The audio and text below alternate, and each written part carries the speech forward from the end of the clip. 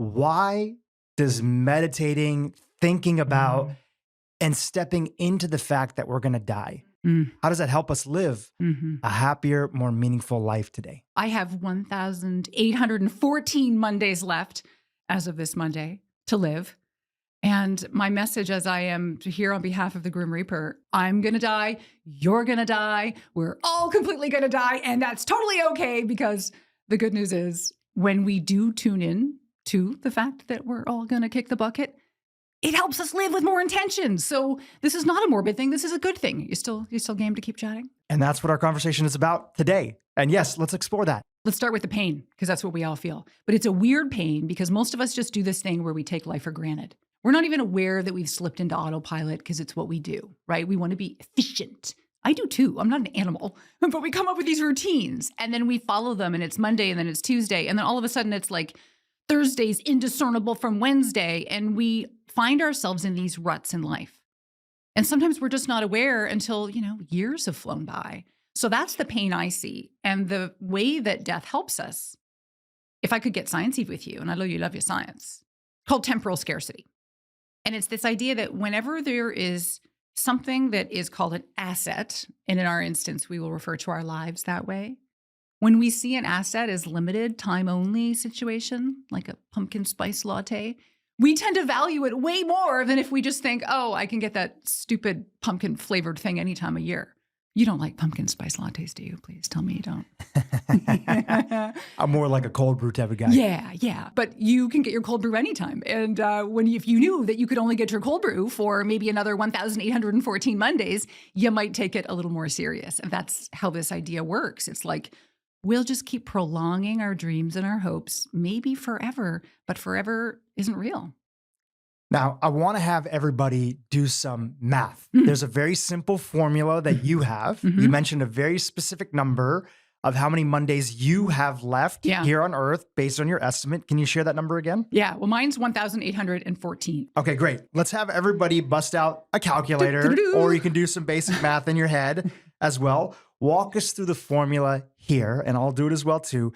Yep. How do we estimate how many Mondays we have left? Yes. Okay. If you identify as a male, start with 78. That's the number you're punching into your calculator. If you identify as female, start with 83 years. And if you don't identify with either, start with 80. Or if you listen to this podcast and you prioritize your longevity and you're healthy and you're focusing on your lean muscle mass and you have a target age of, let's say, 90 or 100, you could use that too.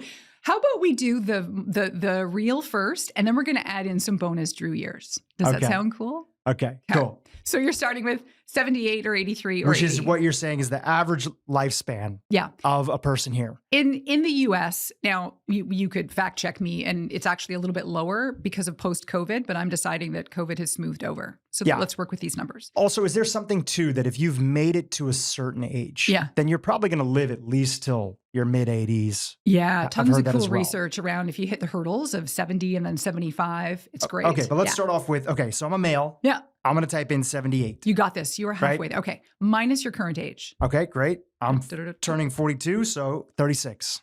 Okay. Multiply by 52. Okay, times 52, 1,872. You beat me. All right. Now what we can do is add in some fun bonus, weeks or years. It's all just, TBD, but I think most of us have a sense. So let's pause right there just to make sure that the audience understands and those that are listening and watching. Yeah. 1,872 Mondays. And if you don't like Mondays, you could say Fridays or Saturdays or whatever. I have 1,872. And those are at home that are doing the math themselves can step into this and just sit with that for a second. That's a big thing that you talk about. Yeah. What do you want people to sit and think about with this number before we get into the bonus math? Yeah. What does it feel like? Actually ask yourself. Can I ask you, what does that math feel like to you? Well, I'm cheating a little bit because I did this before in preparation of the interview. Yeah. But I'll share the feeling that I've had, and I've done similar exercises and meditations on my death. Yeah. And the initial feeling is like, whoa, that's way less than I would have thought. And I'm sure a lot of people feel that way. Like only 1,872 Fridays, Saturdays, or Mondays left. That doesn't seem like a lot.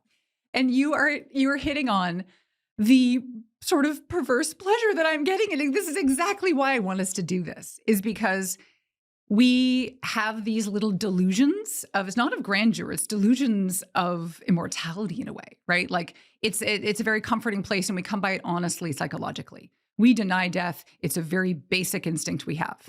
Otherwise, we would go squirrely every day if all we focused on was that. But I like the dose of it. So this math is exactly the thing that can help you go a little bit of a wake up, a little bit of a whoa. And now I want you to take that discomfort and now we're going to work with it and flip it so that it motivates you to get on with the things that maybe you have been putting off or the dreams that you've been deferring or delaying. That's the point of it. We're going from, wow, or Yeah. I only have 1,800 Mondays left to, oh shit, I only have 1,800 Mondays left. Let's go. You just said it so perfectly. That needs to be a t-shirt. And I'll doodle the Grim Reaper for the back. We'll sell a lot of them. Before we go a little further, because my podcast is focused on longevity, wellness, other things, let's do some of the bonus math that you talk about. Well, every time I'm in a workshop, it's my shtick. I do a fun thing where everybody gets a bonus week or year because you paid membership dues for this organization or whatnot. But let me ask you, when your typical, average, fabulous, healthy listener, in your experience, are they on the path towards becoming, centenarians, blue zoners? What's your take? I'd probably say that a lot of them would like to get there. And a lot of them are asking themselves, how do I get there? And most importantly, for this conversation, a lot of them are asking themselves, how do I live as long as I can with great health? Yeah. Because I'll tell you, the number one fear of not just my audience, but so many people, when they're caring about this topic of longevity, and I'm sure you know this because this is your world, is I don't want to live a long life, but the last 20%, 10% of it, I'm riddled with poor health, cognitive decline, cancer, God forbid, whatever it might be. Totally. Yeah. You're opening up the whole topic that I think is the juiciest, which is the quality versus quantity. And I think, you're all like-minded listening in here, right? We all want to live well.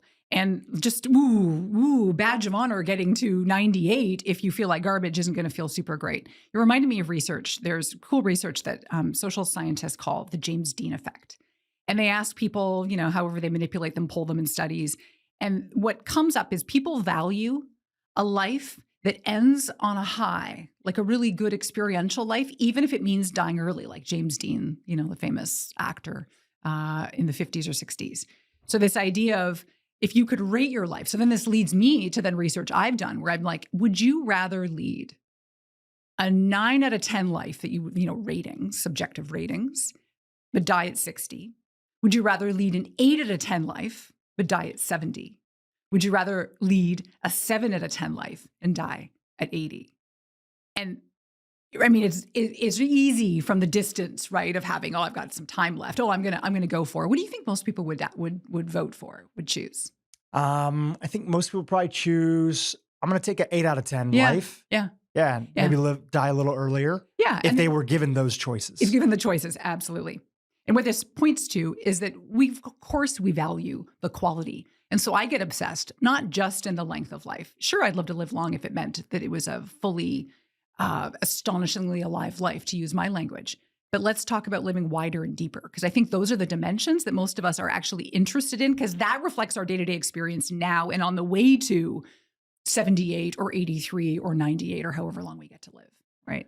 What are the top things that get in the way from us living a meaningful and purposeful, enjoyable and happy life? Yeah, okay.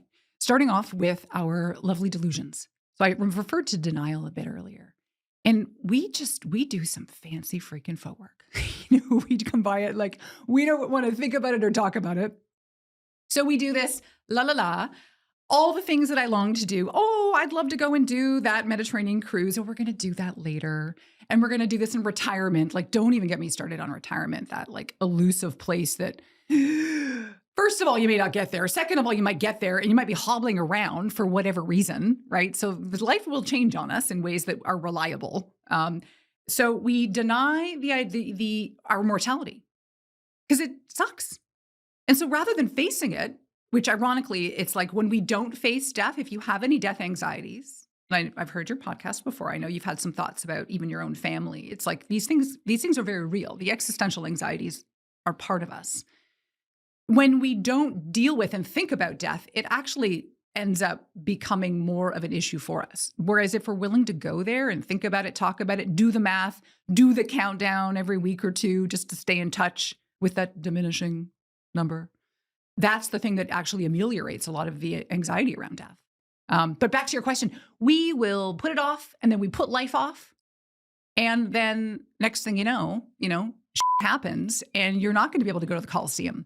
Or you're not going to be able to start your big dream business or whatever these things are, because maybe, maybe you do die, or maybe you're just maimed, or maybe you're just sick, or maybe you're just tired, or maybe early onset Alzheimer's sets in. And I mean, the list goes on here.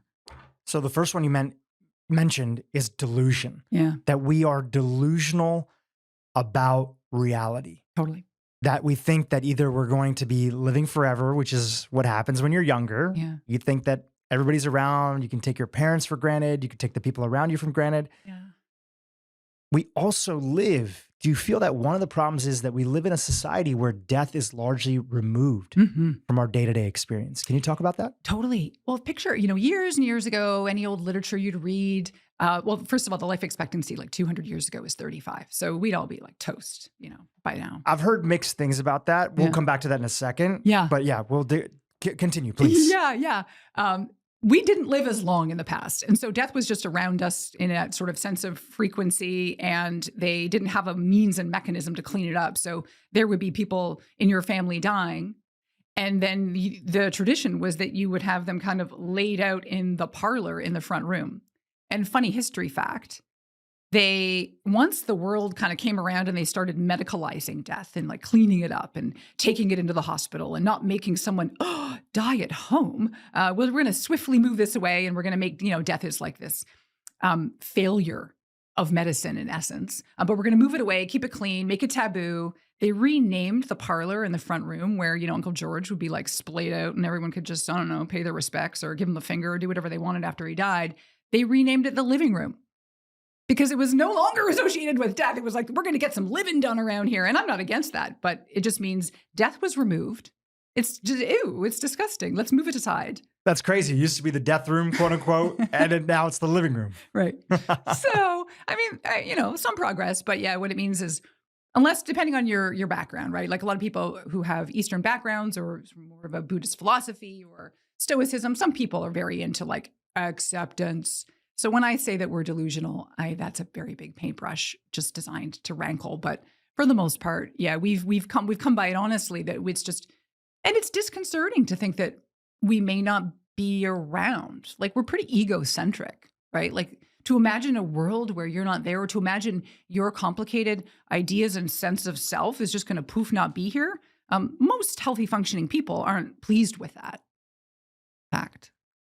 You mentioned how we've removed ourselves from death. Mm-hmm. I come from an Indian background, and in our tradition, I don't know the origin of it, but we don't bury bodies when people die.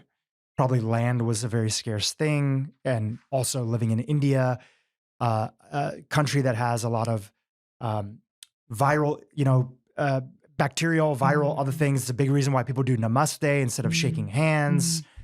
Is you just wouldn't want dead bodies around for a long time. So you would cremate them.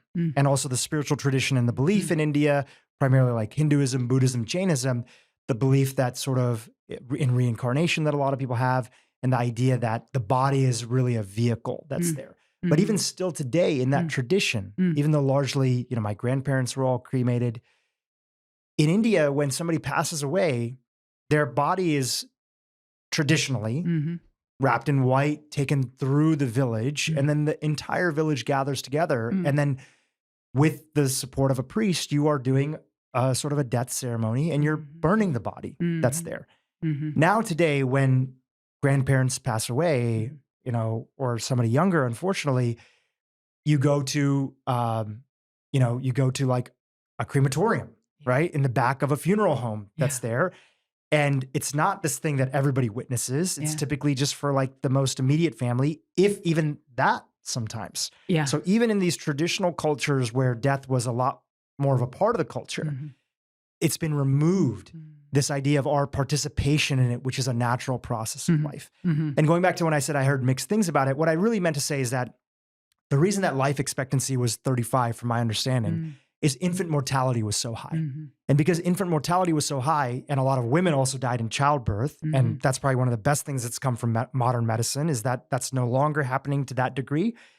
You also had a lot of families who, women who even just 100 years ago, who were having maybe a total of 8 to 14 pregnancies to try to end up with 6 or 7 kids, right? Yeah. And you just had a lot more loss that was there. And we don't have a lot of those reminders anymore. So when I was reading your book, which is fantastic, by the way, it feels like you're trying to help us step into the reminders that were naturally baked into society about the fact that we're going to all die one day. That's a known. So why don't we start truly living in this moment?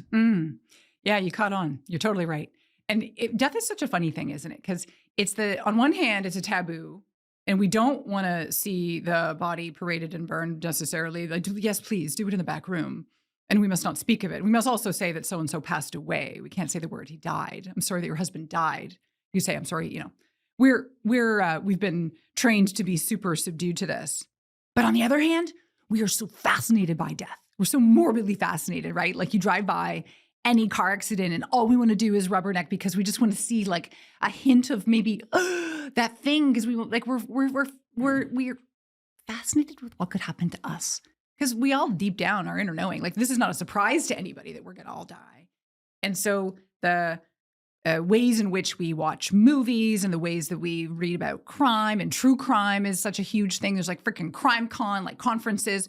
We're kind of obsessed with the thing that we shouldn't be because we're all just dabbling in it.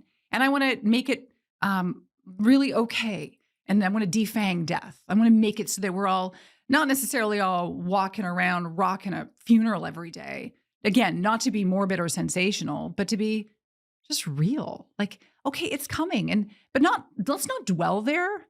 Let's flip it fast into, okay, in light of that inevitable shitty reality, how do I use that? How do I spark it? How do I spark the life I want to live now? Because time's ticking and we need a deadline in order to prevent what we usually do, which is just delay till the end. Is there one thing that our audience who's watching and listening today could do every single day to take this thing that's associated with so much negative, death, and flip it into a positive spark for them to start the day? Is there a practice, a technique that you would want to share with them?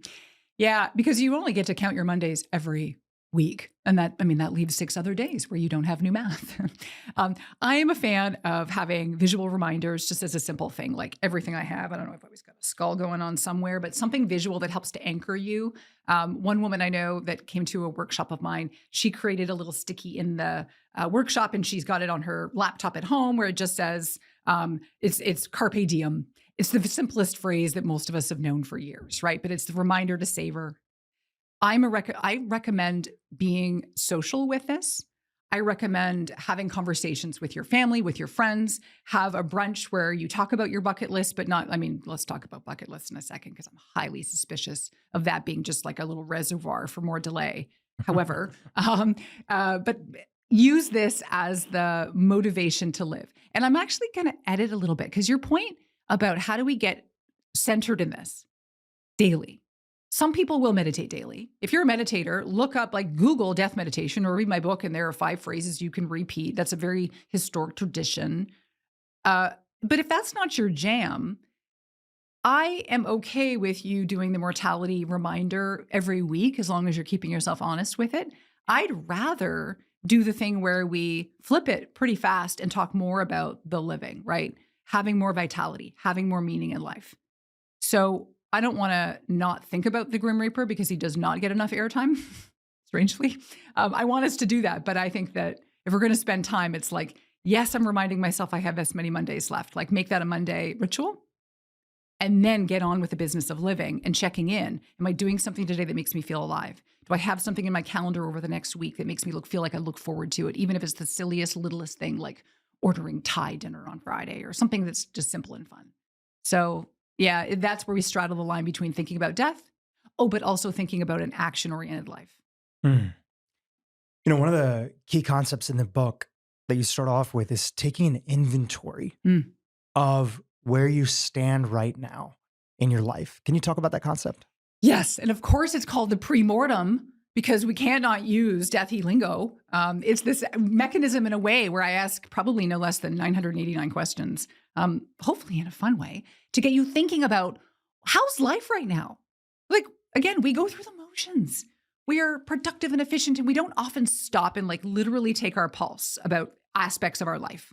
And our lives are so complicated, right? We've got all these domains. You've got your love life or lack thereof, your social life, your work life, which is usually quite chunky in your working years, your finances, your fun and recreation, which usually is like tumbleweed blowing around in that domain for most adults, because all we're doing is working. We get really kind of one or two dimensional. There could be your spiritual domain, your health, which is why we listen to you. And it's a way to actually look at it and go, wait a minute, am I feeling alive in these areas? And I call it diagnosing the dead zones. Like, where have I flatlined? Where might I want to, pick up the pace a little in my life and maybe resurrect a little bit of energy there. So it's designed to get you thinking about how's it going and starting to think about, and how might you want it to be? Because, most of us, it's funny to me.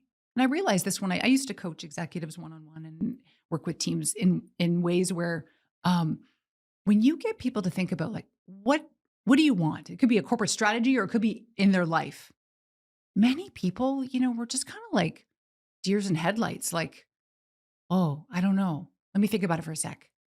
And then the beauty of having like a workshop is like you have someone else say, this is what I want, because they might know. And then we go, yeah, that's right. I want a little piece of that. I want a little piece of that. And then we get rolling.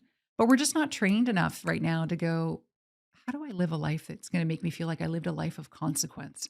How do I feel like I lived and I actually showed up and I got more than just a participation ribbon, that I actually, went on the proverbial field and I gave it a go and I failed a lot, which made it so evident that I gave a shit and tried, What are some of those top questions that we can ask ourselves right now? And the audience can like listen in. They can ask themselves that question, maybe even pause, write it down. Yeah. What are some of those top questions that will help us take inventory of where we stand right now in life and how we're doing? Okay, this one sounds super simple, but it might stump you. Take out a pen and write out 30 things that make you happy. And here's the caveat. They cannot be things that are extravagant and require a ton of time or money. Like, I love to take a cruise around the Antarctica. Yeah, whatever. Like, I want stuff that you can do generally in the vicinity of your life right now. And so this, again, stumps a lot of women because we're very clear we know about what other people need and want. But when I want to know what lights you up, that's okay. Just work on it. And these can be mostly they're really sweet, simple things, which to me is just the best thing because we don't have to spend a lot of money. We don't have to take a lot of time to orchestrate our lives to love them more before we die. So they can be little things like one woman I'll never forget. She's like, I keep coming back to, because I got her to do this list. She's like, I keep coming back to how much joy I got when I would tend to my orchids. I just used to love, and I would just go and tweeze and do the little bits and pieces, and I had a whole bunch of them. And she had moved like 2 years prior to a new home, and she didn't, for whatever reason, I don't know, maybe the orchids didn't make the move, but so she had gone 2 years without even having this thing that brought her so much unfathomable joy in a sweet way. That was an opportunity for her to go out and get some more orchids, right? Just that little awareness about what used to bring you joy. You can probably rekindle that. So that's actually part 2 to that list. So you can take the list and go, well, there's your little menu. When you have 10 or 15 minutes between meetings, or when you've got a Saturday morning and you're like, do I do the usual ho-hum or do I want to do a little thing? Oh, wow, I forgot that little thing brings me joy. Maybe I should actually, program it and do it in my day. And then the second part would be like, what stuff did you do as a kid that brought you joy, that maybe you lost the plot on because you grew up and became a responsible adult and you just, you didn't have time anymore to do the collages you used to love to do, or the woodworking, or the lessons in Spanish, conversational, whatever. We get so caught up in all or nothing thinking, like we got to go out and reinvent the wheel and find a new passion. Okay, do that. If one's grabbing you, like don't not let it grab you. But for most of us, we're walking around a little bit panicked, like, I don't have a passion. okay, well, did you used to love to do a thing when you were a kid?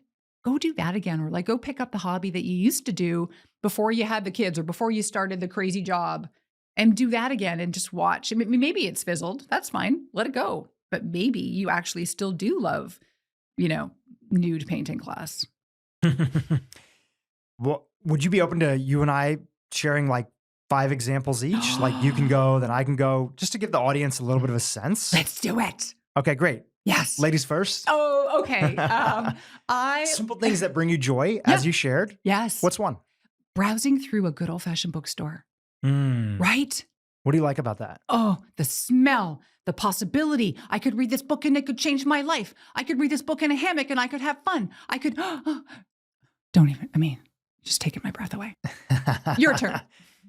Something that brings me a lot of joy is every week or every other week, my wife and I do like a planning session. We like block off like 2 hours, but we ask ourselves questions like, who's somebody in our life that we haven't seen in a little while that we want to connect with? We do go through the regular sort of, what are the, evenings and the other stuff. And as much as there's a little bit of resistance to do it in the beginning from both of us, we get excited because once we get in the rhythm, we feel a lot more peace that's there for the next couple of weeks of our life or the next month. What do we write down things that we're looking forward to. We write down things for each other that we want to like, quote unquote, like, this is something that I'm like praying for you, or this is something that I'm like, wishing you well on that you're working towards. And so that's something, and we've worked on making it fun. We try to go to like a coffee shop and do it together over there, or at least we like try to do it on like a Sunday while we have like a nice breakfast that's sitting. So that's something that brings me a lot of joy that I look forward to. Oh gosh, you're covering so many positive psychology highlights in that example. I love it so much. I love it. All right, let's do 3. So let's do 1 more for you, 2 more for you, and 2 more for me. I love writing a note to somebody that I will put in the mail. A little note that could be just as simple as thinking of you, or I might recall a quick fun memory from, oh my God, remember that crazy bar in Nashville? Or I don't know, I'll just send my dad a smiley face and he loves it. And he tells me every time he gets this thing in the mail in Toronto, he's like, oh, I got your note. Thank you for taking the time to do it. And I'm like, well, first of all, it took me about 38 seconds, but you're so welcome. And it brings joy to the giver and to the receiver. What about you? That's beautiful. Something that brings me a lot of joy is I have a weekly walk most weeks out of the year. Sometimes I'm traveling, I'm not here, but it's a group that I help start with a couple of my friends, and it's called Man Morning. And it happens every Thursday morning. We meet here in Los Angeles. We'll go on a walk together, and there's usually a question of the day. And there's a captain of the month, and they decide the question of the day. If we don't have a question of the day, we borrowed from this group summit series that a few of us are part of, and we say, tell us one thing you're celebrating, tell us one thing you're navigating. A group of guys who are all like high achievers, entrepreneurs, they're working on themselves to get that time to share like in brotherhood. And, men are typically not good at that as like women are in general. So to get that time to be outside, to be in nature, because we're often walking and talking, there's just something really incredible about it. And it's like one of the highlights of the weekend, something that I look forward to. And I know the rest of the guys in the group look forward to it as well. Okay, I just have to say, because I can't not dissect this. You also have in this, there's the outdoor nature piece, which I know is resident for you. You've got the thoughtful part, it's the social part. I mean, you're hitting all the freaking high notes again. This is just like, I love your examples. Oh, love them. Thank you. Let's do one more before we move on. Yeah. One more thing that brings you joy, happiness. And again, for everybody listening, you've shared that these can be the tiniest things. It could be enjoying your morning cup of coffee outside in the sun for 5 minutes before you start your day. Yeah. Right. Here's a super easy one for those of us that like to not move from our chair. Go on to, have you ever been to explorer.org? Explorer.org? Just explore. Explore.org. It is a nonprofit that has live video cameras on animals all around the world. And it's like a little tiny little tidbit of nature, but also just other animals, because like as humans, we're so centered on ourselves. I am obsessed with watching eagles and unfortunately a big eagle in the Eagle's Nest in Big Bear Lake did not produce chicks this year. Devastated, but that's fine. Life, death happens. But I'm also watching a kitten shelter in LA. I'm a cat fan. Sorry to those of you who don't agree with that. But I watch kittens for 3 minutes, not even 3 minutes. I'll just want to check on them. Oh, there's the gray one. He's so silly. And then I go over to my stupid email, but I'm happier for that 40 second snippet of kittens and owls. And oh God, just good luck with your productivity, people, now that you know about explore.org. I love that. You're next. You're last. I really love when I go visit my family. There's certain people in my family that like maybe didn't grow up with as much like affection. Like their parents didn't like hug as much, or it's very common in like Indian, Eastern families, like even a lot of my friends who grew up and are of like Asian background, you didn't really hear as much as like in America, like, I love you, even though your parents loved you and were there for you. They may not express it that way. So I love, it sounds kind of crazy, but I love like, I will like go and bear hug some of these friends or family members. My mom actually grew up with parents who were, did the best they could, but were not as loving, didn't really give a lot of hugs. So like even just going in and like bear hugging my mom. And my favorite thing is when she's like, okay, that's enough. Like, I get it. Like you're giving me a hug, holding on like an extra 10 seconds and say like, nope, I'm not letting you go. And just like the playfulness that comes out from her, I see that like little girl inside of her come out and her just like have this big smile and like, laugh a little bit. And we both joke about it. So yeah, like bear hugging people, especially people who have not really kind of grown up with a lot of, affection and love. Oh, I love smother. I love that. Yeah. Yep. Those are great examples. And I think those examples are useful because like you said, we can often think of needing to have these things that might have to sound good or look good to other people when really so much of the juice of life is how do we triple down on prioritizing the things that give us small, frequent, regular amounts of joy during the week. Hallelujah. Like one of the best things I found as a positive psychology practitioner, it's like, show me a study and I'm going to love it. And I'm going to love the fact that it's simple. So we do want to compare. We do think we have to have this outsized life. We do think that we have to have, well, happiness is going to mean, okay, well, I'm living for my vacation. Okay, kids, we got 2 weeks off in August. We're going to really have fun then. But there can be no fun or joy until then.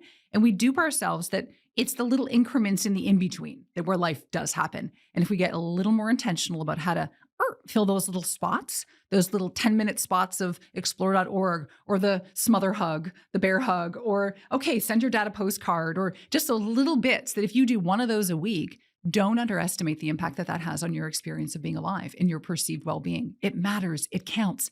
And that's all that a life is one tiny little moment that you're making a choice for 5 or 10 minutes, just a bunch of those added up. That's the essence of life, the good life. I'm going to jump around a little bit before we get into your story here. Our audience is really interested and very curious, as am I, about the topic of near-death experiences. I've shared with you before, we've covered on the podcast, we've interviewed some of the top researchers and medical doctors in this space. Yeah.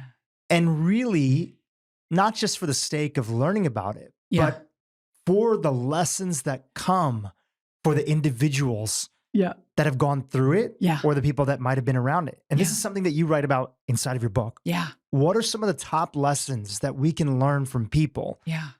For those of us who are alive, what are some of the top lessons that we can learn from people who have gone through near-death experiences? Those lucky little buggers. And then you never think we'd say it, right? Oh my God, I've had a brush with death. Like, that's not what I would ask for. Of course not. But you're here now and they have such clarity about things we don't. One of the main lessons that people who've had brushes with death, by the way, near-death experience is the more serious kind where it's like they may have seen the proverbial light.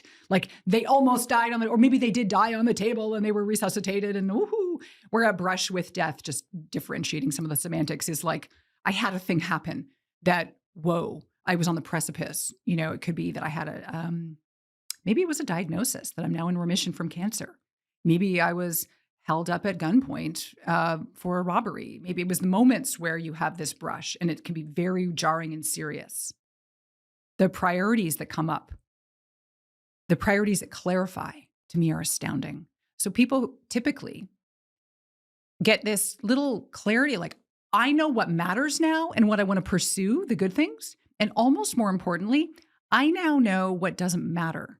And so there tends to be this little dismissing of trivial stuff, which I'm fascinated by. Because we get some of our days can get so worked up in the belief of the petty grievances, the little nitpicking, the judgment about, did I answer that email, or I've got to say yes to that request to join that group, to do the thing or the barbecue. Many people who've had these NDEs or brushes with death, who've had wake-up calls, let's just say it. And I can't not say the existential psychologist call it the roar of awakening, which I think is a really powerful phrase to talk about this. They've been awakened to know, yeah, I have boundaries now. I don't care about your stupid barbecue. Now, they don't have to say it like dicks. They can say it lovingly, right? Unfortunately, I'm not available. Have fun, and we'll hopefully catch you the next time around.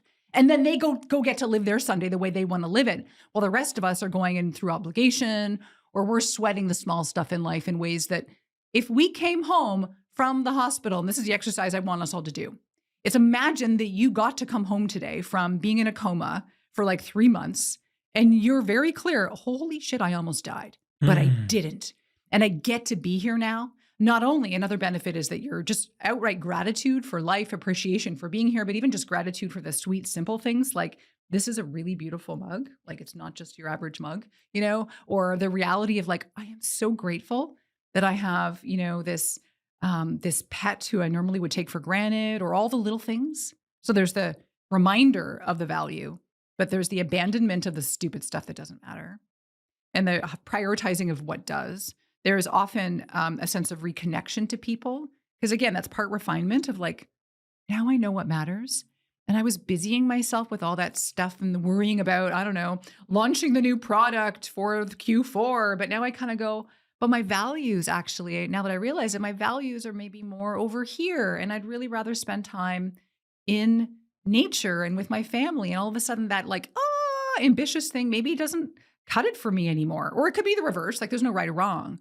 But there's like this distillation that tends to happen that I want us to benefit from without having to peer over the edge, You can't talk about this topic of death and what we can learn about life without broaching the topic of regret. And regret is something that you write about inside of the book. And I'd love to sort of have you share your framework and dive into the topic. Yeah. I just love talking about regrets so darn much, because I think most of us were afraid of them, but they're so instructive.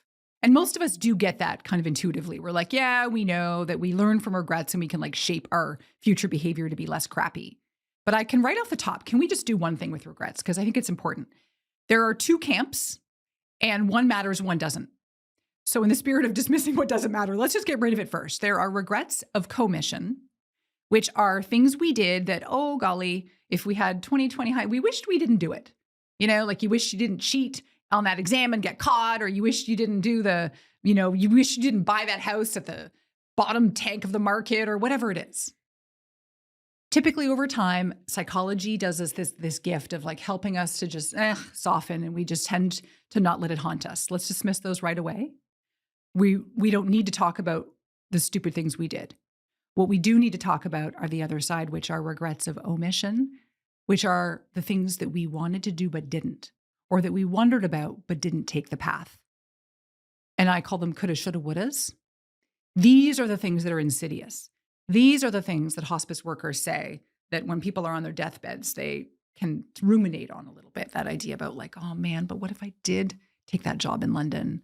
But what if I did start that Etsy shop? Like I could have been happy.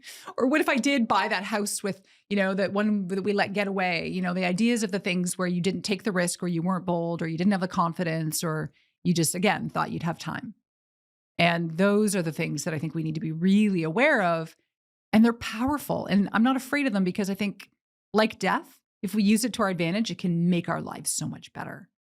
So I call them pregrets. And I know it's really cheesy. I love that term. But like, if, like do the typical deathbed regret exercise, you're splayed out, feeling pretty good, looking back on your life. And again, doesn't matter that you had that dumb thing happen. What is something you wished you had done that you didn't? And can I ask you even like, is there a path that I'll take? And it could be really small, could be big, could be medium. They all count, just for conversation's sake. Is there a thing that you've always kind of wanted to do, but you just haven't taken action for whatever reason, that you would think on your deathbed, oh, Dhru, I really wish I did it? I mean, I think about this stuff all the time. Yeah. So I am constantly sort of evaluating my life and taking action in the direction of, I'll just say this. I had a really beautiful experience last year where I went through a guided, and I'd love to get your take on this, a guided psilocybin journey in Hawaii. And my parents were there. They did it as well too. My wife was there, my brother-in-law, and a couple of my best friends. And we, as a group, went through this medically guided experience. And I took what is, if anybody's not familiar with this world, I took a dose that was quite large. You're hardcore. That was the experience that I wanted to take. And I felt the support that was there. So I felt like I could go deeper with it. And I had like an incredible experience. And I had taken mushrooms like recreationally, like 1 or 2 times. And I was like, okay, cool. I get why people do this. It's not something that I really want to, do on an ongoing basis. But this setting was a little bit different and I got a chance to go deeper. And there was something really beautiful about also doing it with my parents. So something came up pretty strongly for me there. And it was about the idea of, I work with both of my sisters in the businesses that I've had. And I had a vision of what we were sort of meant to do together as a team of working together and how I needed to prioritize that. It wasn't that I had to go quit a bunch of other things. It was that I got to make sure that that doesn't get deprioritized. And then since that time, which was last February of last year, I've been working towards that. And so I'm in the process of, executing on that vision. I love that. So that you're just going to show that when you have this, and this might come from the pre-mortem we talked about in the book, but like when you have the awareness of you and you had this process that sounds like a cool journey to get there about now I see what matters in a unique way. And then when you see it, it's like, well, you can't unsee it. And so if you didn't take action on it, that would be a little bit of a coulda, shoulda, woulda down the road, which sounds like you're taking action on, right? Yeah. You're reminding me too that I sometimes frame it in a way that I leave out important ideas of regrets because regrets can also be about our ways of being. It doesn't have to be that, oh man, I always wanted to learn how to speak Italian. Sucks, I didn't. It's also like I regret that maybe I wasn't bolder with my choices. So boldness regrets are actually a whole camp. Like Dan Pink has done a lot of really cool I've felt that many times in my life. Have you? Yeah. Yeah. And could I add something to that? Yeah, please. Is that usually on these bigger visions that we have, it'll take time to execute them. There'll be ups, there'll be downs, there'll be zigzags. You feel like you're making progress. Then all of a sudden you feel discouraged. Life is messy in that way. And in particular, going through a little bit of a messy transition with the obligations that I had there previously, meditating on that regret of like, hey, this is why I chose this path. And if I don't prioritize these series of actions that will let me actualize this vision that I have, even if it's tough to get there, I'm constantly thinking about the regrets and that kind of the pregrets that if I don't do this, I will regret not putting attention into this area of my life. So it kind of keeps me going because it's not like you just make a decision one day and then you're like, okay, great. The vision is together. Yeah. Some visions take years in the making. Yeah. One of the toughest things that I put my parents through when I was younger, being from an Indian background and other stuff, a lot of families, they have, our son or daughter is the first to graduate college, in this family. I was the first to drop out in our family, right? And being a very learned student, prioritizing, good grades and other stuff, always doing good in school. When I decided that I wanted to drop out of school, it was a very tough thing for my parents, as expected, because they didn't see the vision that I had. And I didn't even know exactly what steps I was going to take. Yeah. But even then still, I knew that, okay, I might be disappointing them for a short period of time in the interim. But long term, I'm going to live with a life of regret if I don't go forward with this path that was there. Right. And obviously they're my biggest fans. They're so happy. They understand the difference between formal education and like getting educated on, your own path, and I was an entrepreneur. I started a business and everything like that. Yeah. So I had the trust that it was going to work out. But I knew that, okay, that might mean you're going to have to disappoint some people in the short term so that you're not living a life of regret. God, there's so much there. You got so much compacted into all this. That, by the way, that knowing that you might disappoint somebody is the uncomfortable point about boundaries in general, right? For pleasers that they're living for other people, not for themselves. It's acknowledging, like, if I am living true to myself, and I love the regret test is how I make all my decisions too. And it's that, will I regret doing this or will I regret not doing it? And that helps often with like A/B scenarios too. Which one? And I love yours is a little unconventional, right? It's that I would regret not going and pursuing this entrepreneurial pull that I can't even explain. It's just happening to me. Whereas some other people in different camps would say, well, I really would regret not finishing my schooling. It all right. like what floats your boat? Yeah. They're both the same vibration. Right. Right. But what are you listening to? What's calling you? And are you making that, what would I regret? Another way that I get out of like life situations sometimes is that phrasing about life's too short to ... And then conversely, you can say like life is not long enough to ... It kind of suits your needs. But like life is too short to not go give that a go, to give it a try. And one of the things about regrets that I think this leads to is that, all right, we're on this, okay, great, awareness, cool. Like maybe some people, and a lot of people will, when I'll do like a keynote or a workshop, they'll come up with lists of things. And it's kind of cute because they're like kind of hiding their notes from their colleagues about their regrets. Maybe there's like deep, dark secrets there, whatever. Doesn't matter. But then when I do the thing about, okay, now's your chance, because now, good news, you're not dying, we don't think, knock on wood. Now it's about taking action. And here is then where we're faced with this breathtaking moment. And I think we're going to touch on where you talk a lot about this in a lot of your episodes and what you do, fear. I think that, as I said, the words that I said in my TEDx, the fear of death is rivaled only by the fear of living. That we can have a wake-up moment. We can have a near-death experience. We can see the light, come back, feel appreciated. And that tends to give people a little more of that oomph, the confidence to move forward, even in the face of fear. But for the rest of us mere mortals who haven't had that real brush, even when we do the thing where we say, yeah, I would regret not going and starting my entrepreneurial thing, or I would regret not coming out of the closet, or I would regret not going and, moving to Portugal, or whatever your thing is. What's the difference between awareness of that and actually doing it? The strongest impetus I have found is the threat of death, to be super honest. But, and that is why I use it. And it's a scarcity tactic. And it kind of goes against the concept of any kind of coaching model about, it's all about abundance. Yeah, but it doesn't work as well. That's where it's like, yeah, but dude, you've only got 1,870 some odd Mondays, or less if you're me. Do it. But we're still a little bit stuck, right?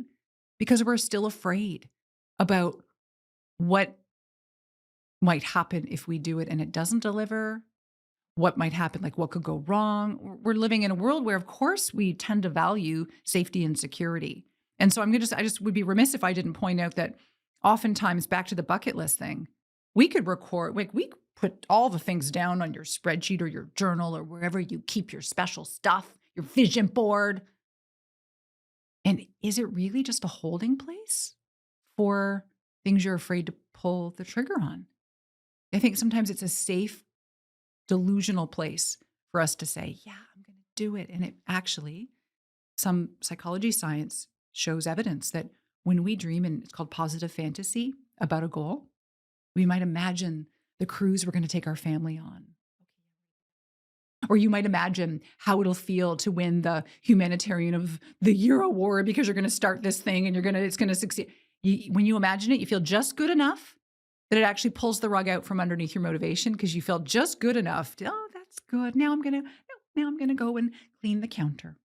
But we don't take action, So that's where I get like rabid about still do the countdown because like time is coming. And it may not even be that long. It could be longer, Chances are it's longer. Technology is doing good things. We're going to live longer. We're going to listen to you and we're going to live longer. But maybe not. And what's it going to take to overcome that fear? The fear of living. Like Nietzsche said, man is the only animal that has to be encouraged to live. And yet we're all walking around talking about dreams we have, but they're just kind of dormant. Yeah. Let's talk about some of your dreams, fears, and a little bit of your background that brought you here, where now you are a speaker, an author, a coach that works with executives. You have a viral TED Talk that has over 1 million views that people can check out. We'll link to in the show notes. Tell us a little bit about your origin story and how these themes played a role in your life. Well, right on cue, talking about fear and dreams that have gone dormant. I do come by some fear, honestly, from my dear mother. My mom died when she was 58 of a heart attack. And obviously that was shitty. And the thing that sticks with me, and I'll never forget the feeling I got when I was cleaning out her apartment, was this experience of an overwhelming avalanche of what I call the land of dormant intentions and dreams. Like all her drawers, Dhru, were stuffed with, like, she was a writer. She would write stories, short stories, manuscripts, children's books. She would illustrate. She had business ideas. She even printed out her own business cards for some of these businesses she wanted to launch. She was a dreamer. Like she was so creative and gifted, and she didn't do anything with it because she didn't have the confidence. But that was really the main reason. And when I was cleaning all this stuff up, of course, it was like, I knew over the years that she'd had these ideas, but seeing it all at once was so powerful. It was really sad. And it was also powerful about, oh, honey bunny, like you are going down that path. Hopefully not the heart attack path at 58, but you have dreams. I was in a corporate job at the time that I was really kind of at my max, but I was too scared to make a change. Not that anybody can relate to that, when you're like, I want to make a change, but I don't know what it's going to look like. So I'm just going to wait and have somebody pluck me out of here. Well, keep waiting, like month after month, right? So here I was kind of languishing at work. I see my mom's display of dreams that got buried with her. And that was such a wake up of like, time is so short. And like, wouldn't it be just so great if we identified what we want, prioritized those things, and just waded through the fear anyways, and just took one step at a time towards one goal at a time? That would feel like life got lived. Because then if I got snuffed out at 58 or 48 or 98, I would at least feel proud that I gave it a shot. Where did your mom's, and we'll come back to your story here in a second, where did your mom's lack of confidence come from? Seemed like it was just part of her all the time. Like I grew up with a mom who was super scared and afraid of everything. She passed on her fear of spiders to me. She passed on her fear. I was not allowed. I was not allowed to learn how to do what do they call? What's it called when you do, it's not a somersault.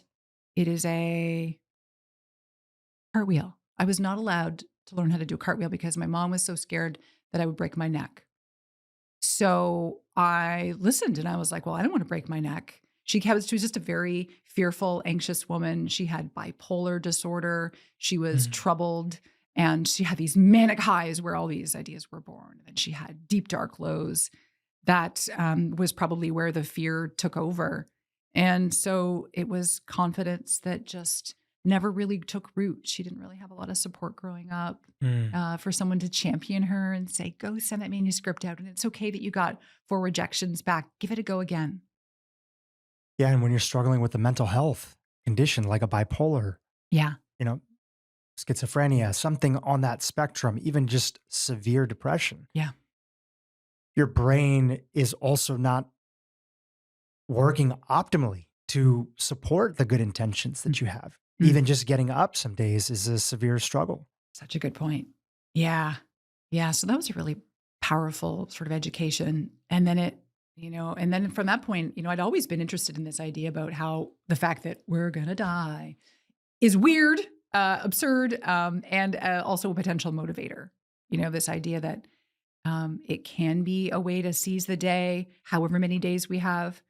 But I was too afraid. Speaking of fear, I was afraid to figure out how to bring it to life. Get it? How to bring death to life.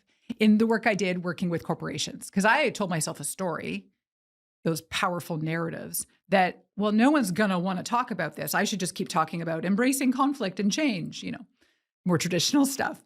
And I went to school. So my first step was I went to University of Pennsylvania to do their Masters of Applied Positive Psychology program. And I had no idea. I love how life sometimes you have a niggling in a sense and you follow it and you don't even know what's going to blow the doors of your life wide open. And that was it for me. I just, I gave myself permission to study this topic of memento mori, which is the Latin phrase that means remember that we're going to die. I made that my thesis. I got all the background that I could feel comfortable using around the evidence that this is a thing, not just a notion.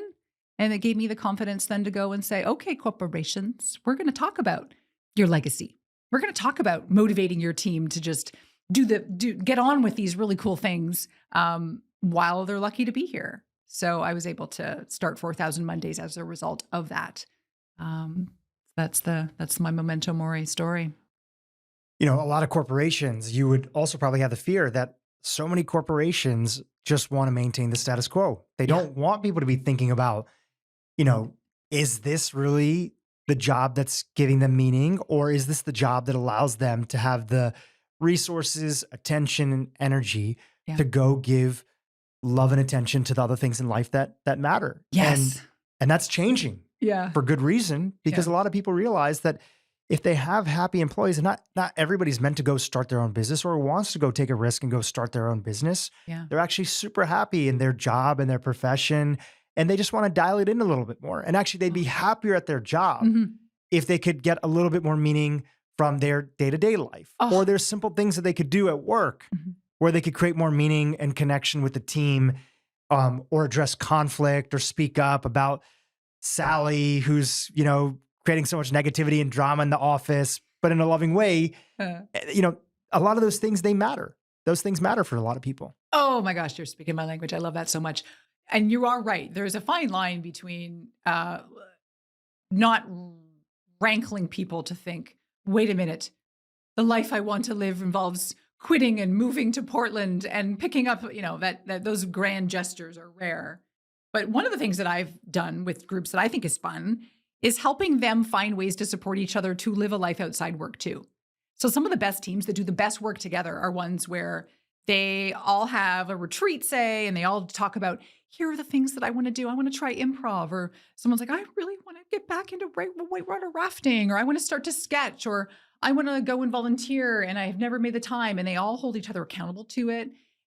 Whether it's like their bigger vitality goals. And then it's really cool because then they come back together and they're like, hey, did you go we're going to come see you on open mic night, or we're going to go and, well, we're not going to watch you raft down the river, but did you book the trip? Like, enough to know that your colleagues care. Same thing about checking in on, like, what did you do this weekend that was fun? Or are you reading a book? Like book clubs, like more diverse ways to live a well-rounded life that go beyond, here is the job description. And you have to say it like that in the robot way. Like, that is just thinking really kind of old school, like early 2000s minded of meaning at work. Because I think the best leaders now are the ones who are like, wait a minute. If I acknowledge that you actually are a human being that has a life outside of here, and I foster that and I encourage that, and I want to see your pictures from ideally the nude painting class, but maybe not. Then I want to have that be like, that's the kind of culture I want to create, is like where we care about us thriving in life. Because like you said, when you thrive in life, you're going to be a way better contributor on this team. One of the things you wrote about inside the book, which is very personal, is you shared about some eating disorder that you had been struggling with for a long time.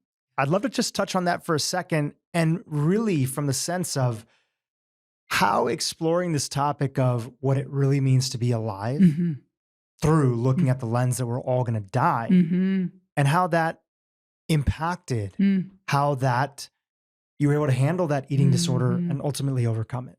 Yeah. Well, my experience was a decade of struggling with the combo platter of anorexia and bulimia, which is super fun. So unfun, you know what I mean? I recognize now with a distance that it was just my means of coping. And, many of us are just trying to get through our days, our weeks, and we find these mechanisms that will work. And they're not always functional. Some of them are severely dysfunctional, obviously. Some of them are just remotely dysfunctional. Scrolling, or gambling, or shopping, or, we know the range of ways that we find to numb our existence and just handle the cacophony of stuff that's going on that might be scary for us. And for me at that time, it was actually feeling a sense of dis-ease with my work situation, because work means a lot to me. And I was unsettled. Like I was in that corporate job where I was just like, what do I do now? And instead of dealing with it in the most healthy way, I chose to just shut down and handle it in a disordered way. So now skip forward, and I look back and I'm like, well, look at us. Look what we do. You know, I know we do the best with whatever tools we have available. But I look back and I go, these are moments of life where we can make a choice where we are like either alive or dead. And I think anytime we are in a setting where we are compromising our life, where we're settling, where we're tolerating, where we are doing some kind of deficient behavior, drinking too much, any kind of drug too much, anything too much. Arthur C. Brooks, whom I love at Harvard, talks about the potential about if you're doing something and it's alone, like some possible addictions. If you're doing it with friends, if you're going out for drinks with friends, then that could be a fun social thing. And of course, you could take that too far too. But if you're doing it at home alone too much, that's an indication that it may be a problem for you. But moments where we can reflect and go, is this part of my life alive or dead? Am I just plugging into like a life machine? Because that for me was a decade of just like plugging into a life machine, just trying to cope and survive. And so by increasing the awareness of life short, do you really want, like, would you look back and regret having another decade go by, barfing your brains out around town? You know, is there more to life? Like you asked earlier, like what's an example of a question that helps us to kind of tune in, and it was what makes you happy? Another big question is what makes you feel really alive? And we can, when we get really deliberate about making a choice to live, and it's a conscious choice. It's like what you do with your wife when you look at your week and you say, what do I have to look forward to? What's interesting? When you make a plan to say, I'm going to make this thing on my bucket list come true. This is a goal I have for the year, and here's how I'm going to take a step forward towards it this week. And you're showing yourself that you give a shit about yourself. There's something really cool that can happen, especially with a dawning awareness that I want to fit this in because it matters so much to me. It can tend to give you enough of a purpose and a direction to overshadow some of the other garbage, the garbage ways that we fill our existence. I applaud you for writing about it and, sharing about that aspect and kind of weaving into the story and, of course, talking about it here because you never know the things that people are struggling with. Mm-hmm. And even if some of our audience members aren't dealing with that situation, there might be another habit that is not supporting them in the way that is supporting their long-term vision and goals that they're struggling with.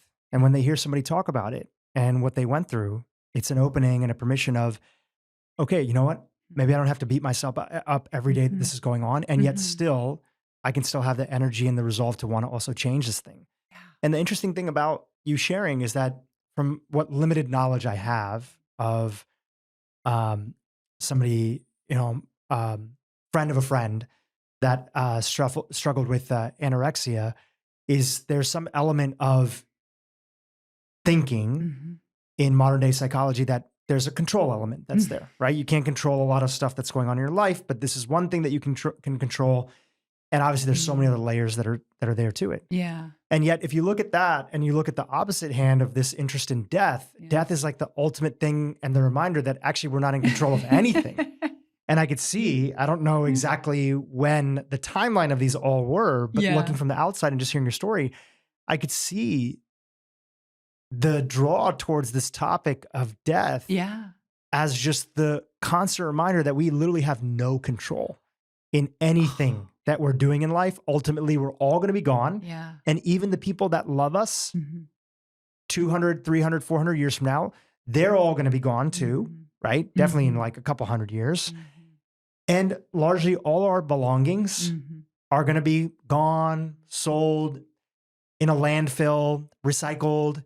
And for most of us, even if we lived a beautiful life, our great grandkids, or if you don't have kids, family members, whatever, they're probably not going to remember you. Just like we don't remember, do you know who your great grandfather was, what his life was like, what was going on with them? Yeah. You're appreciative and you might have heard little gems, and obviously their legacy led to the things both positively and negatively that we can experience in our life. Yeah. But we don't know who they are, and we're all going to be forgotten one day. And so death is that reminder that it's like, as you mentioned before, we just cannot sweat the small stuff, and this too shall pass, no matter how good or how bad it is. Can I just say that was like the best therapy moment I've ever had? Really profound. I like your connection point, because you're right. We yearn to control. This is the ultimate uncontrollable. You're so right. And this leads back to this giant, big thing of acceptance. And acceptance and embracing. Because it's one thing that most adults would be like, yeah, I know, we're going to die. What else? What's for lunch? But like, let's have lunch with it. Like, let's pull up a chair and think about it. Do that math. Think about what it means. Think about back to this thing of what regrets might you have that you can course correct. Love that. And that if you did back to these exercises, how would you be thinking differently with this remaining time of acceptance if you knew that you did just emerge from a moment where you almost died? We have to play these mental tricks on ourselves. And back to the idea about how, like, I wish abundance was enough for us. I wish that, just like in any psychology, the idea like we're more wired to avoid pain than seek pleasure. Most people are. This is the play. It's that we need the poke in the ribs to take things seriously. Action usually comes from an inciting event. And it's usually not from a super inspired one. I think it could come from like what you did with your family in Hawaii with psilocybin, et cetera. That can be a really cool inciting event. Such cool research around that now. But for most of us, there needs to be, it doesn't need to be rock bottom, but it could very well be, oh, right, the Reaper. Oh, that math. And like, let's just get a little more scarce with the scarcity, as if we weren't already having enough fun with the countdown.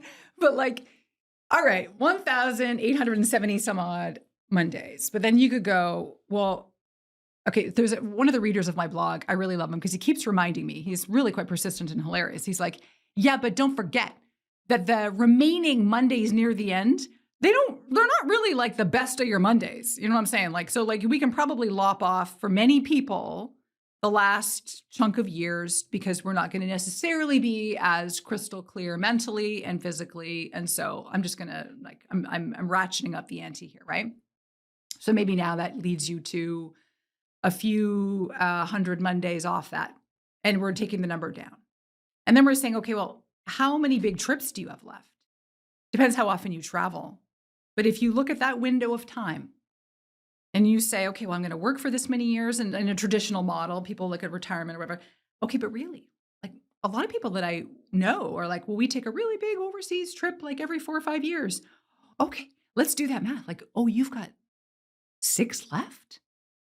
Like all of a sudden, like all the countries that you just deludedly thought you were going to get to visit, oh yeah, in my leisure time, all of a sudden, like you're going to need to make some choices, honey. Like you got to prioritize because there aren't enough countries to fit into 6 big trips, right? Or summers left with your kids is one that people will do a lot, right? Like, or there's a woman I know who I just love her to pieces this year. She's like, this summer, my kid is finishing junior kindergarten, and I'll never have another kid in junior kindergarten. And there are 8 sessions left, and every Friday I'm going to take my kid out for lunch, and we're going to go to Subway, and my kid's going to, because Subway's the kid's favorite place to go. I'm like, we're going to go, and it's going to take 30 minutes. And so again, it's not a lot of time, not a lot of money. It's a good example of savoring. Like we've only got 8 junior kindergarten weeks left. You could look at that with how much time you have left working. And that is really profound because I know a lot of us don't plan on a formal retirement these days, but many people do, or at least a retirement that you might define as like my option to say no. And I did that math personally about a year ago. Maybe it was when I was writing the book, actually, because I hadn't done it recently. And I want to keep talking about this forever until I end up getting snuffed out. But the way I average like my full-time, I think I had something like 642 Mondays left. It felt like a gut punch. I was like, that is not enough. I will not have enough mountain tops to scream this message from in 642 Mondays. It was fabulously panic-inducing. And I should clarify, not panic, like I'm saying all these things and I'm creating all these examples And I know your listeners are right now are like, thanks, Dhru, for the existential crisis that you just gave me. No, like, wait a sec. We can choose how we're perceiving this. It's not about urgency based in panic. It's about urgency based in a desire to live like we mean it, to get to the end and feel like we did this life that we've been given justice. So that's the whole thing. So if we can get creative with those countdowns, because you're right, we will just keep thinking that there's time that there isn't. Powerful. Another thing I'll add to that is that I'll do little micro versions of that. For example, we're at the mid-year point. And so one of the questions that I'll be asking soon in our Man Morning group is like, hey, just how's the year going so far? And between now and the end of the year, if there was one thing that you would regret not giving love and attention to, and the reason that I like asking it this way is something important that you wrote about in your book is that it's not that we don't regret we don't regret like that we didn't achieve something. We regret that we didn't try to pursue it. So if between now, mid-June, the halfway year mark, and the end of the year, if we didn't make progress on this one or two things, one thing in your personal life, one thing in your business life,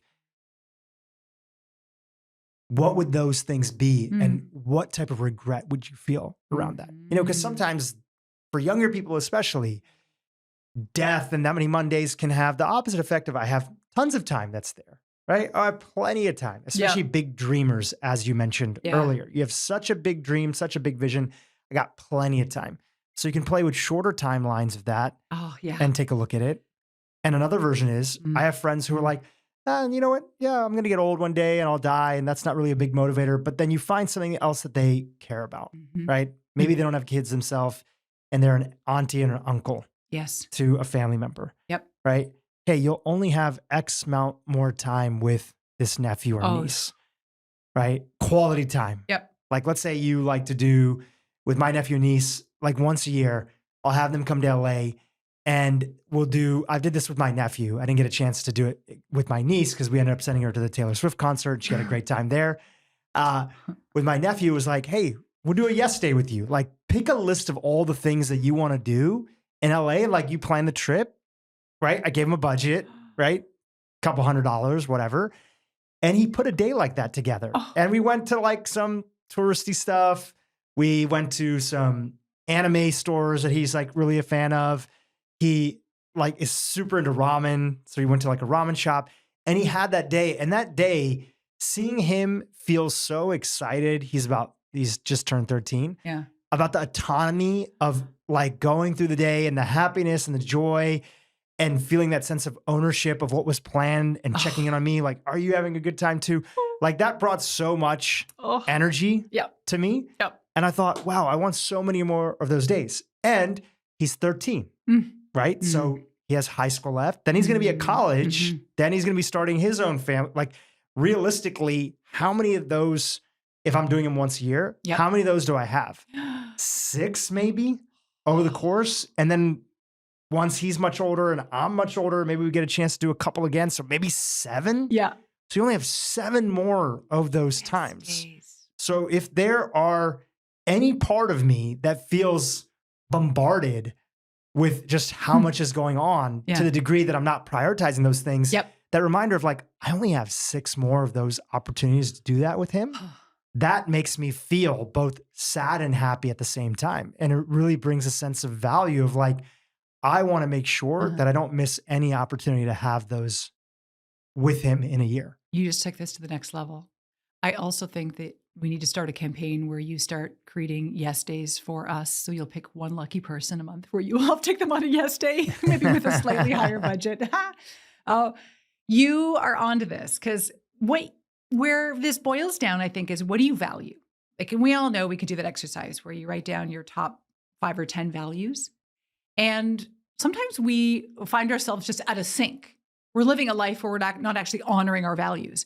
And this one example that you just gave, because it's not like you're already consciously living a life that is designed to be regret-free because you're already in tune with all this stuff. You're like the perfect you only die once, person to read. Like you're in this already. But this value you have, which is very clear because it comes up in so many of your shows, is the value of family connection. That is an example where if we get to look at our list and go like, what is that thing on my list? And oh, wait, what would I regret around that? That feels like a little bit of a shortcut to it too. And your example helped highlight that. Like for some people, a really big value could be creativity, right? And then that might mean, oh, I bet you'd have that hole in your heart if you didn't launch that pop-up book that you were designing. Oh God, please one day interview a pop-up book designer. I want to meet a pop-up book designer. Or it could be any value, right? It could be nature. Someone might then really regret that they didn't go and maybe dedicate some time and energy and start some kind of a campaign in their community to save the trees in the town square. I don't know.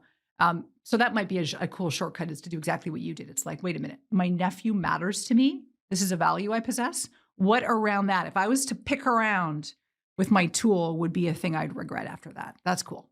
You know, the last part of the book, you're focusing on this topic of purpose and stepping into a life that drives meaning. Yeah. And that's different for everybody. But often the question that I hear from the audience sometimes is that, I don't know. I don't know. Or how do I figure out? Yeah. How do I figure out that thing that drives meaning? Yeah. That is my ongoing booster rocket that helps me get through the difficult times. Yeah. And using, of course, the tools of the death meditation and the lists that are inside of the book, which are fantastic. Everybody should get a copy. We can use those tools to drive us towards that. But how do we find a life of purpose? How do we find a life of meaning for ourselves? Love that you've asked. And I feel the need also just to put it in context, because this is the deepening part of life, that dimension. And it's in contrast, even though it plays nicely in the sandbox, with the idea about widening our life with vitality, which is more of the fun stuff. That's like, in a way, your yes day with your nephew. That for him was a day full of vitality, of like getting to do all those cool things. And that was fun for you, but you also got meaning out of it personally. I think I got more. I mean, he had fun. Yeah. And I got a lot of meaning. Right. I'm not saying he didn't have meaning, but like what I got out of it was like, I feel like 10 times totally more. Yeah. And he still had a blast. Such a good example. So you guys had different dimensions at different things. And so there will be overlap. And the meaning thing is just so it tracks back to positive psychology, it's the eudaimonic dimension of well-being. And it has to do with the area of our virtues, using and demonstrating good character, having that sense of purpose. Maybe it's about connection to other people, or to a God or a spirit or anything bigger than us, So it has a lot of range. And I think that you are super right. Like, people get freaked out about this purpose thing. There are some words that freak us out easily. They're all pieces. There's purpose, there's passion, there's potential. Like, oh, am I reaching my potential? These are stress inducing. And I think so much of it is because we believe that it needs to be something shiny and impressive. And what if we recalibrated it? This is something that I see a lot working with individuals that I used to work with, or teams. It's like, not everybody is going to create a nonprofit that solves the water problem in Africa. And that doesn't make that person the hero of purpose. You win the purpose prize. Some of the best conversations I've seen happen have been through people where they've realized that their purpose is actually something that is undeniably, gives them that sense of pure righteousness satisfaction. Like, being a really good uncle is part of your purpose, is it not? Yeah, being a good family member, brother, uncle, huge part of my purpose. Yeah. So if you go back to your values, and again, if all of us are whipping out our, back of a napkin, whatever we're doing, and it's like, these are the things that matter. Back to, creativity. If creativity makes your heart beat fast, and you just know somehow, you don't even need to explain why. You just know that it's part of you and it's something you hold dear, or it's family, or it could be achievement, or it could be nature. Back to examples we just were using for ease. Use that as your starting point and be like, what's something that I do in and around there that just makes me feel like I felt like there was depth there, without anybody gauging it or measuring it, or how impressive it sounds to my friends, or what could I put on Instagram. And I recommend that you start as small as you can. So rather than going big, like, I've got to start an empire that gets me on the Forbes 40 under 40. That, I mean, don't not do that if you want to, like grow your way into it.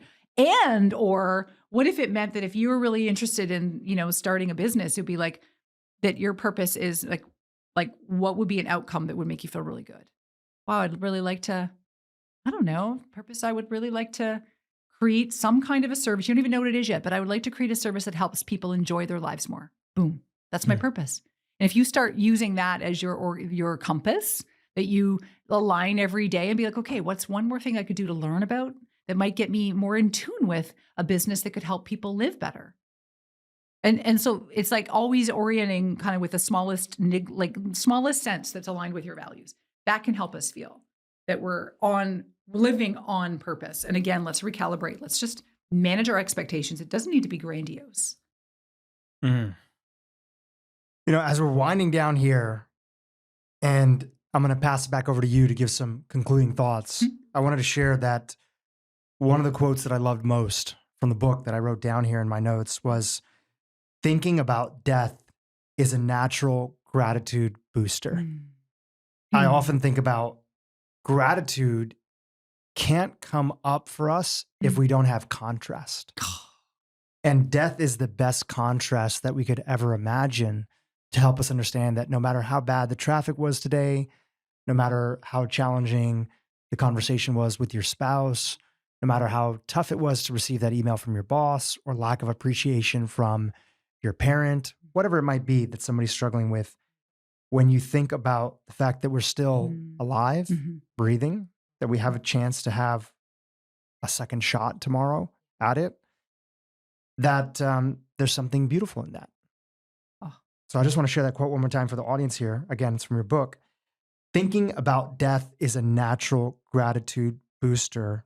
And to go along with that, all the exercises that you have in the book, walking people through the death meditation, walking people through all the questions they can ask themselves about what death means to them and what parts of their life are they living or maybe are a little bit more dormant, as you mentioned, and how they can awaken them. I just found it to be a really incredible read. And I want to acknowledge you and thank you for being on the podcast today. Final thoughts that you want to share here with our audience as we conclude here, and then we share how our audience can keep in touch with you? Oh, well, first of all, speaking of gratitude, I'm grateful for that endorsement and just the opportunity to chat with you here. You're so open to this, and that really helps.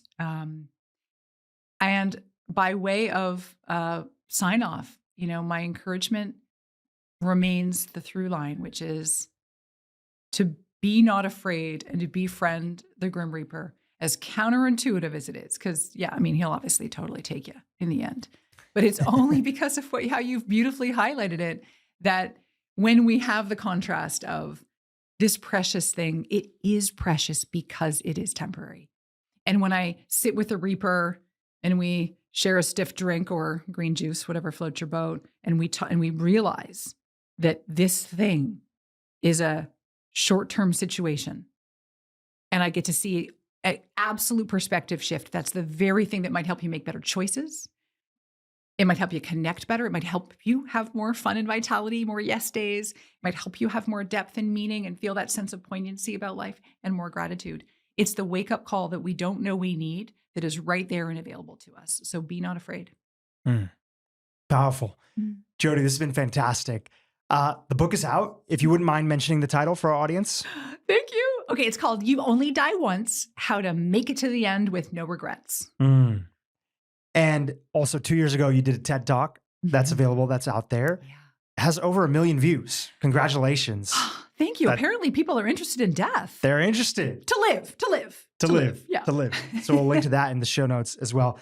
And where are you most active on social media? Well, I am on Instagram at 4,000 Mondays, and you have to spell it out, FOUR, et cetera, 4,000 Mondays. And then I live kind of in my website where I do a blog every Monday, and it's called 4,000 Mondays. Beautiful. Jodi, thank you so much again for coming on this podcast and talking about this important topic, which sometimes I'll be parts of my day where I'm just thinking and I'll kind of zone off a little bit and kind of look up at the sky or look out the window. And I'm like, man, we're all going to die one day. And nobody today that I've encountered has talked about it. And it's kind of weird. that nobody's talked about it today. But at least today, for our audience, you talked about it. And even if it might have been a little bit uncomfortable, you reminded us why it's so important to acknowledge our mortality if we really want to live here powerfully. So thank you for that. Oh, so well said. Thank you. Hey, YouTube, if you enjoyed what you just saw, keep watching for more great content on how to improve your brain and your life. What if you really knew that you couldn't die because you're not even in here? I can tell you what, it makes life so much more fun.